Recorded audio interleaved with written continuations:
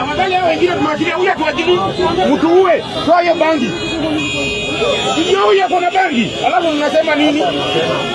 Anasema yeye hata kama ametumwa tumeshika hao tujashika. Bwana, hiyo ni video kutoka Saika huko Nairobi nchini Kenya, baada ya kikundi cha bodaboda na watu ambao walijitambulisha kama ni polisi kuwakamata bodaboda watatu wakidai kwamba wana makosa.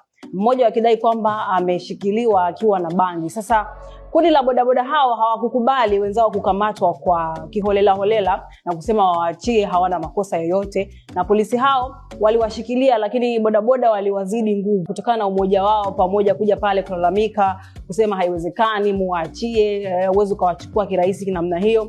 Waliweza kuwazidi nguvu polisi na kuwatoa wenzao. Sasa hali hiyo ilisababisha kuwa na mvutano, lakini pia mpishano wa maneno kati ya polisi ama watu hao ambao walivaa nguo za kiraia wakajitambulisha kwamba ni polisi, na ikafika mpaka hatua wakaamua kurusha risasi ili kuweza kuwatawanya baadhi ya bodaboda ambao wamefika hapo. Lakini kutokana na mzozo ambao uliendelea, mwisho wa siku wakafika polisi wenyewe ambao walikuwa wamevaa mavazi ya kiaskari na kuweza kuzungumza, lakini pia kuweka hali kwa sawa, na wale watu wakaweza kuondoka, lakini pia wale bodaboda wakaweza kuachiwa. Hebu tuitazame, lakini pia tusikilize kwa kile kiote ambacho kilitokea huko Saika nchini Kenya, Nairobi.